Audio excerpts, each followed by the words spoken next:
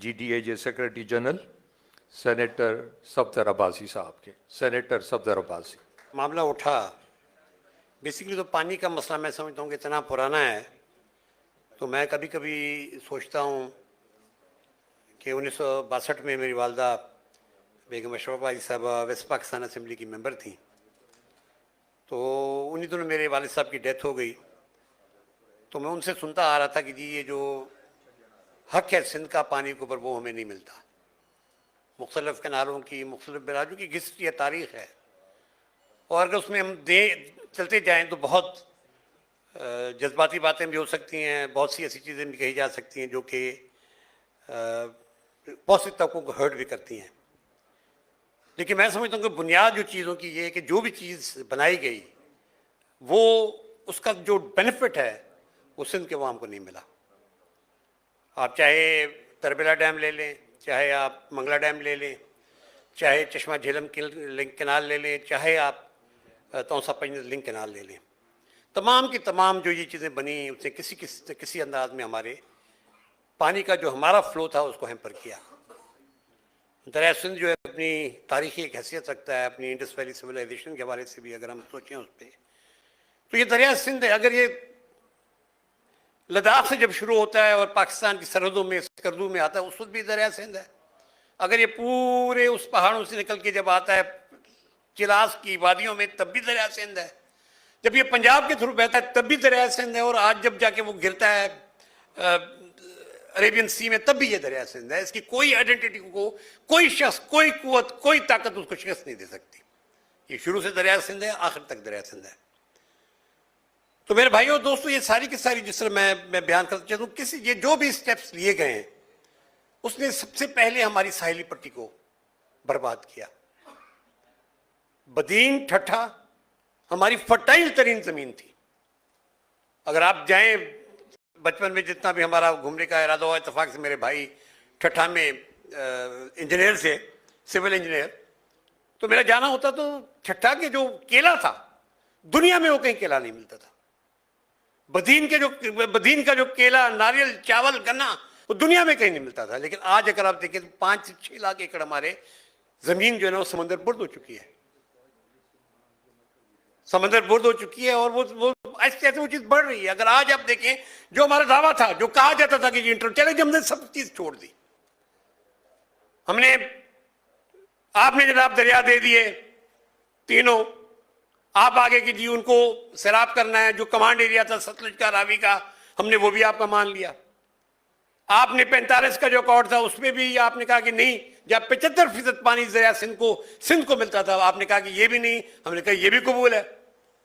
आपने कहा कि 91 वाटर अकॉर्ड तमाम तरह रिजर्वेशन के बावजूद हम लोगों ने कबूल किया, सिंध ने कबूल किया कि चलें 91 का वाटर अकॉर्ड आप कहते हैं, हम इसको भी कबूल करते हैं कि जी एक जो वाटर की जो विरासत होगी, जो पानी की जो तकसीम होगी वो इक्वल होगी पंजाब और सिंध के दरमियान। हमने उसको भी कबूल किया। लेकिन 34 साल के अगर आप देखें तो 34 साल जो 1991 के वाटर अकॉर्ड के, उसमें कम से कम 25 साल ऐसे हैं जहां पे शॉर्टेजेस रही हैं। लेकिन कहा यह जाता है कि जी शॉर्टेजेस हम शेयर कर रहे हैं। वो 25% से 45%, आज तो जो हाल है आपके सामने,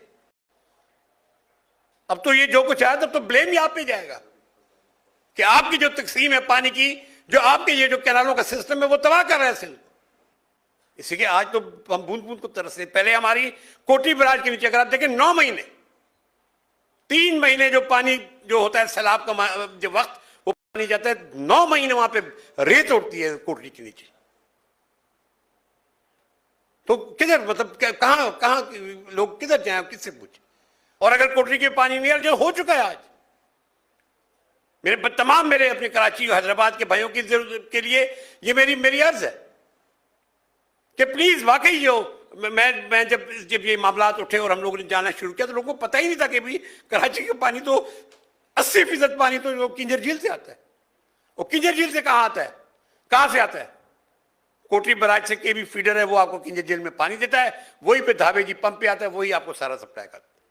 हब कैनाल नहीं, हब तो बहुत छोटा सा पार्ट है सारे कराची की एक्सरसाइज का। फुरेली कैनाल, अगर फुरेली कैनाल में पानी ना तो हैदराबाद को कहां से पानी मिलेगा? तो ये हमारी शहरी, हमारी ज़राअत, सबकी ये जंग है।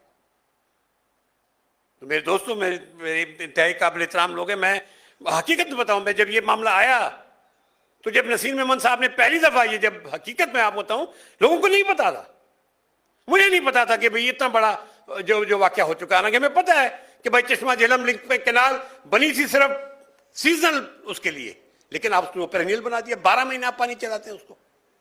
आपने कहा फ्लड कैनाल है, आप नहीं, आप फ्लड में नहीं, आप 12 महीने चलाते। तो आप पजनत, आपने कहा कि ये फ्लड कैनाल है, आप 12 महीने चलाते।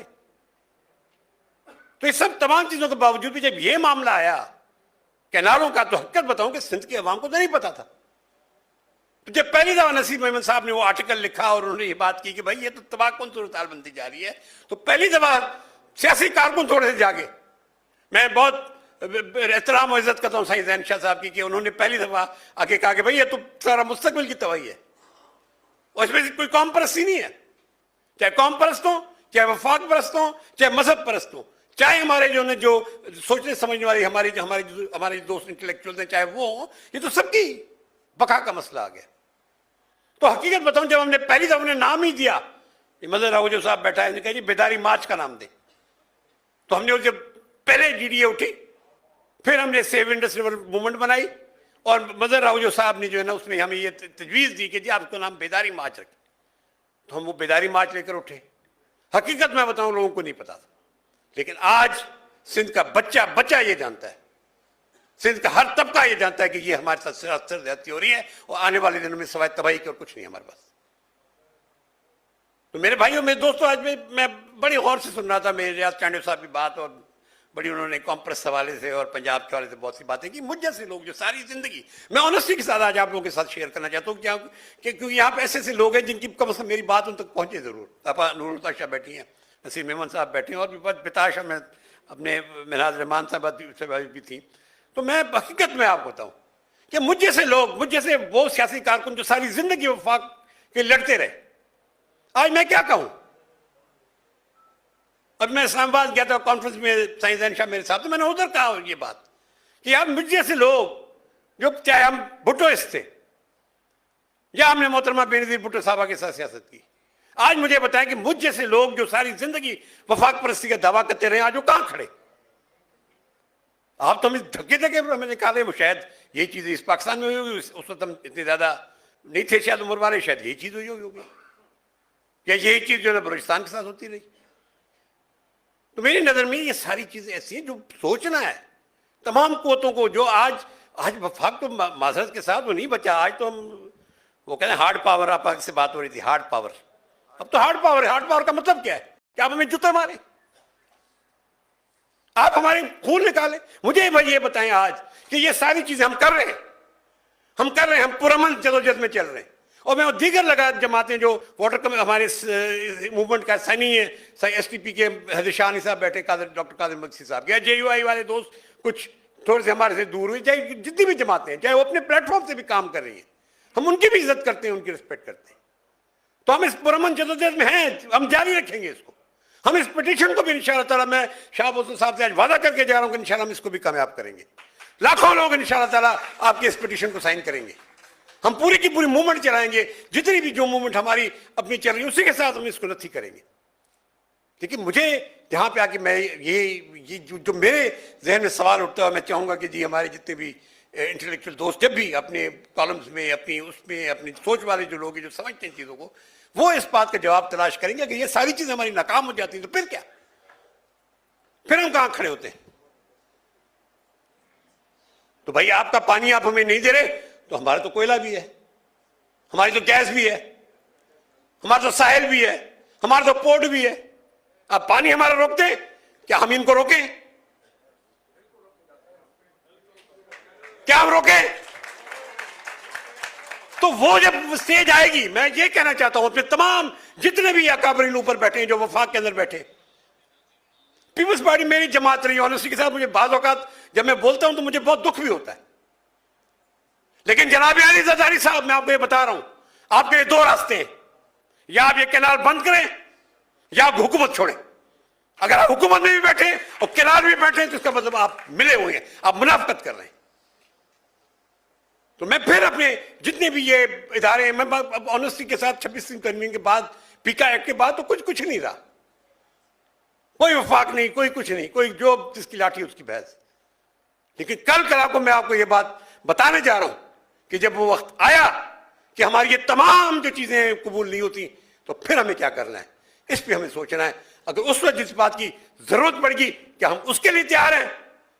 अगर हम उसके लिए तैयार हैं तो इंशाअल्लाह ताला ये कैनाल भी खत्म होंगे, सिंध पानी की भी रवाना रहेगा, सिंधु दरिया की कोई भी किसी किस्म की रुकावट इंशाअल्लाह ताला आगे नहीं खड़ी होगी। बहुत मेहरबानी, बहुत शुक्रिया।